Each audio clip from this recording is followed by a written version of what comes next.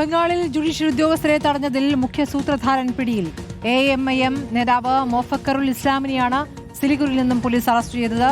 കേസിൽ മാൾഡ പോലീസിൽ നിന്നും NIA വിവരങ്ങൾ ശേഖരിച്ചു. ഇന്ന് NIA സംഘം ബംഗാളിലെത്തുന്നുണ്ട്. നോബിൾ മാരിക്കാരൻ വിവരങ്ങളുമായി. നോബിൾ, ഈ വിഷയത്തിൽ സുപ്രീം കോടതിയിൽ നിന്ന് മമതാ സർക്കാരിന് രൂക്ഷ വിമർശനങ്ങൾ ഏറ്റതാണിപ്പോൾ. കേസിൽ 22 പേർ അറസ്റ്റിലായിരിക്കുന്നതിൽ സൂത്രധാരനായിരിക്കുന്നത് തൃണമൂൽ കോൺഗ്രസിന്റെ പ്രവർത്തകരൊന്നുമല്ല, ഇതിൽ AMIM നേതാവാണ് എന്നാണോ വ്യക്തമാവുന്നത്?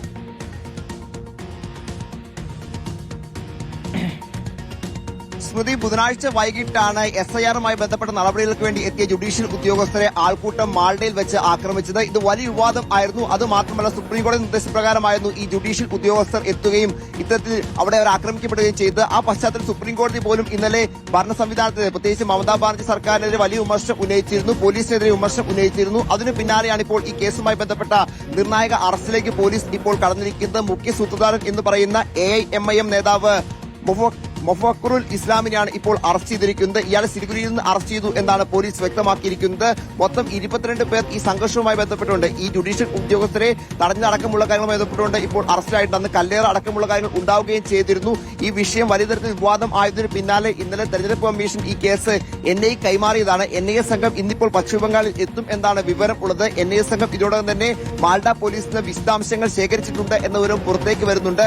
പ്രധാനമായും ഈ സംഘർഷം നടക്കുമ്പോൾ, പ്രത്യേകിച്ച് നിലവിൽ കേന്ദ്ര ഏജൻസി കൂടി തെരഞ്ഞെടുപ്പ് കാലത്ത് പശ്ചിമബംഗാളിൽ എത്തുന്നത് പ്രത്യേകത കൂടിയുണ്ട്. കാരണം ഇപ്പോൾ NIA ഈ കേസുമായി ബന്ധപ്പെട്ട അന്വേഷണം എത്തുകയാണ്. നേരത്തെ സൂചിപ്പിച്ചത് തന്നെ TMCക്ക് എതിരെയാണ് ഈ വിഷയത്തിൽ BJP വലിയ ആരോപണം ഉന്നയിച്ചത് എങ്കിൽ പോലും ഇപ്പോൾ മുഖ്യ സൂത്രധാരൻ എന്ന് പറഞ്ഞ് അറസ്റ്റിലായിരിക്കുന്നത് അസദുദ്ദീൻ ഒവൈസിയുടെ പാർട്ടിയായ AMIM നേതാവ് കൂടിയാണ് എന്നുകൂടി നമ്മൾ ഈ ഘട്ടത്തിൽ എന്താണെങ്കിലും എടുത്തു പറയണം. എന്താണെങ്കിലും ഇതിൽ ഇപ്പോഴും രാഷ്ട്രീയ വിവാദം ശക്തമായി തോറ്റിരിക്കുകയാണ്. ഒരു വശത്ത് തൃണമൂൽ കോൺഗ്രസിനെതിരെ BJP വലിയ ആരോപണം ഉന്നയിക്കുമ്പോൾ SIR-ൽ ജനങ്ങൾക്കുണ്ടായ രോഷം മാത്രമാണ് ഉദ്യോഗസ്ഥരെ തടഞ്ഞു വെച്ചുകൊണ്ട് ജനങ്ങൾ കാണിച്ചത് എന്നാണ് മമതാ ബാനർജി ഇതിൽ വാദം ഉന്നയിക്കുന്നത്. ഇന്നിപ്പോൾ NIA സംഘം കൂടി മാൾഡയിലേക്ക് എത്തുന്നതോടെ തന്നെ ഈ കേസുമായി ബന്ധപ്പെട്ട കൂടുതൽ അന്വേഷണം മുന്നോട്ട് പോകും. ഒരുപക്ഷെ കൂടുതൽ തൃണമൂൽ കോൺഗ്രസ് നേതാക്കൾക്ക് ഇത് അറസ്റ്റിലാവുകയാണെങ്കിൽ അത് തെരഞ്ഞെടുപ്പിൽ വലിയ തരത്തിൽ രാഷ്ട്രീയ വിവാദമായി സംശയമില്ല. മുൻപ് പല ഘട്ടങ്ങളിലും കേന്ദ്ര ഏജൻസികളെ തടഞ്ഞ ചരിത്രം പശ്ചിമബംഗാളുണ്ട്. പ്രത്യേകിച്ച് CPI ഉദ്യോഗസ്ഥരെയും ED ഉദ്യോഗസ്ഥരെയൊക്കെ തടയുകയും അവർക്കെതിരെ കേസൊക്കെ എടുക്കുന്ന സാഹചര്യമൊക്കെ എന്താണെങ്കിലും പശ്ചിമബംഗാളിൽ ഉണ്ട്. ഇന്നിപ്പോൾ ഈ കേസുമായി ബന്ധപ്പെട്ട് NIA കൂടി എത്തുന്നതോടെ വരും തെരഞ്ഞെടുപ്പിൽ ഇത് വലിയ തെരഞ്ഞെടുപ്പ് ചർച്ചാ വിഷയമായി മാറും എന്ന കാര്യത്തിൽ